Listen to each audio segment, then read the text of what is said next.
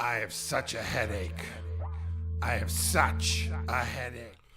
Hello everyone. So today I've been asked about setting up compression after recording and then re-recording the stuff. So what I have done is I have set up my DP32. He has a DP24. It's on a DP32. The reason I'm wearing the headphones is so that I can listen to it while I talk about it without it bleeding in on the system. So that's why. So first things first, I'm going to show you how he has it set up, and this is correct. So I'm stripped down as much as I can so that I can show this. So let's just show. First steps is you go from the effects sends, which is over here, and then it goes back into, and I have it going into G and H for the inputs here. And as you can see, the guitar light is not on. You can just barely see it in the picture there. But let me just move this down a bit. And you can see it's not on. Now, if you're curious, I'll just talk about the other stuff here. So this here is going to my speakers, my monitors, which I'm not using. I have them turned off right now. And then the RCAs are going into my USB mixer so that you guys can hear it with as clear as I hope you can hear it. All right, so let's talk about the rest of this now. So I'm going to bring this down here. Well, I hate doing this stuff. All right, so first off, oh, I just broke it, so I'll switch. First off, the effects loops are unbalanced. So you will need a straight patch cord like this. This is just straight patch cord. Nothing fancy. This is exactly how he had the picture he sent me. This is what he says. Is this how I'm supposed to do it? And I'm like, yes. So there you go. So it's just straight patch cord. Nothing fancy. Next is going down. Let's see. So now I'm going to record. I'm going to be recording from tracks 19, 20, 21, 22. Now they're both mono. I can show you that too. Let me just move this over here. Too many wires in this world. Wish I had more wireless stuff. So yeah, that's my Pokemon Pez dispenser. So there we go. So as you can see, it has the M's under it. Those are all mono. You can't do this with a stereo track. If you want to do it with a stereo track, then you're going to have to split the stereo track onto mono tracks, each channel, and then do it again. So I'm going to be doing the snare and the kick on the song I Have Such a Headache. I have it set up for a loop. That's why the repeat button is on. Let me just go down here. As you can see, repeat is on, the light is on, because it's just going to be a loop, just so I can show how this works. Now, the biggest problem I have right now is I've compressed this already, so it's hard to recompress what you've already compressed. So it can be done, but in drums it's not as noticeable when you do it with drums. If you do it with the overhead mics, yeah, you can definitely hear a difference in compression. In this case, not really. It's just I've already compressed to the snare.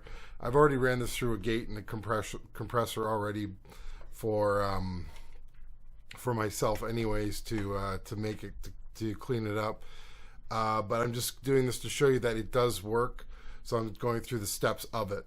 So, all right. So as you can see, I have already set up record on. I have it already assigned. So if you look, tracks 5 and 6 are assigned G and H. And as I showed at the back, G and H are where it's coming from. Effects sends out. Now, if I go over to mixer, right now it's on input G. We're not going to worry about that.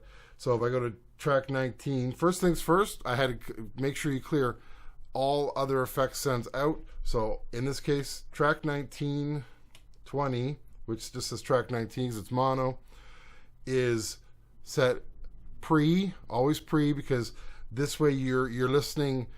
You're not listening to what's on the track. Like you're not using you don't have to rely on the fader that's on the track. You want it to go pre because that's pre-fader. So then it will just send the signals through the effects loop, and the fader has nothing to do with it. Whereas post is post fader, so it's after fader. And that means that it's going to be based on the fader, and I don't want to use the fader at all in this because I don't want to hear it. I don't want to hear the original track. I just want to hear the end result. And so as you can see, that one's set at pre, and 127. max it out. You want to max it out just to get the optimum sound.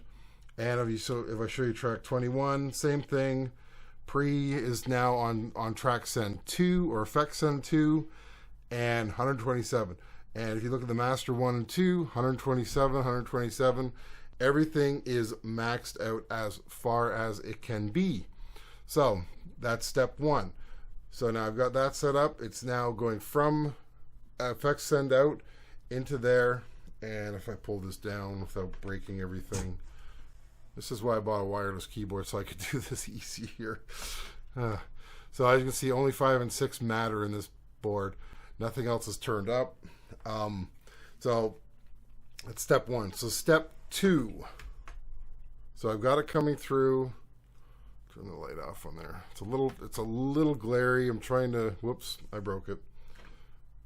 This is why I'm looking at doing this differently. Come back. There we go. So then it broke again. Hate that thing. Let's see. There we go. All right, so let's just move it over slightly. So now I can show you, let's go to G and H. So we go to mixer and I'll pick source. So now I'm on input G and you can see insert effects is on. You need to make sure that your effects are on. So in this case, yes. And on H, they're also on. Now, I've also centered them both because before it wasn't. Why is this moving? Oh, I see why now. I've also centered them both and set up. And so they are centered. Everything's centered, on, off. I'm checking on the screen. So this, you just leave the sends alone. They don't matter in this case. So then, now we go to our dynamics. Let's just pull over a bit so you can see a bit more. So I'll click on dynamics. I have compressor on G. Now, as we've learned in the past, if whatever you select as your last input on here, that's what it will be. Now in this case, like if I switch it now to de-esser, it's now using it as a de-esser, exciter, compressor. So I just want it to be a compressor in this case. In this case, I don't care about link because I'm doing snare and kick, so I don't need it to be linked. If I want it to be linked, I could do that. And as you can see on H, I also have it on, and they're both set up differently. So I'm going to, the only way I can really show how this works is by the gain. So I will start it up. Let's put my headphone on here. So you can hear it's going through, and I can show you if I go to home, 5 and 6 are going up, signals coming through. Let's go back to dynamics. We're on input G, so the snare should get louder.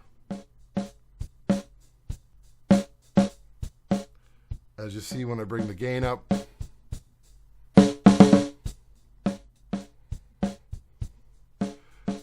now I can switch other stuff, but like I said, this has already been compressed, so I don't know how much of a difference.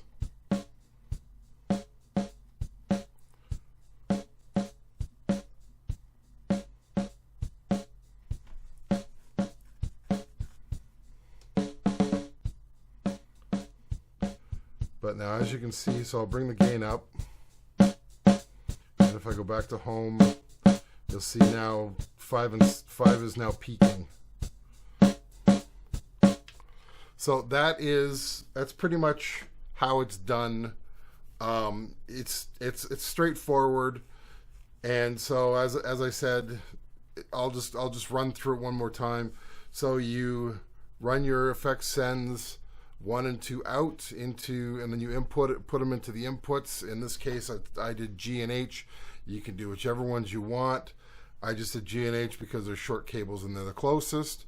I then assign G and H to the tracks which I want to record these on, which in this case is 5 and 6. So it goes from G and H, so it goes to 5 and 6. Turned on the record on those. Set up the send tracks, which in this case is 19 and 21, and I set them to be pre on whichever one. So 19 was effects 1, 21 was effects 2, and then the pre all the way up. So presetting, maximum sound going through it, and then it goes into G and H, and then turning on G and H, I turned on the compressor to use the compressor, and then that's all you really have to do this. That is pretty much as straightforward as I can get with this. So I hope this helps you out. Thanks for watching. And like I said, if you have any other questions, just let me know and I will work on them. And I will try to come up with a decent solution for you. So thanks for watching. Talk to you later. Bye.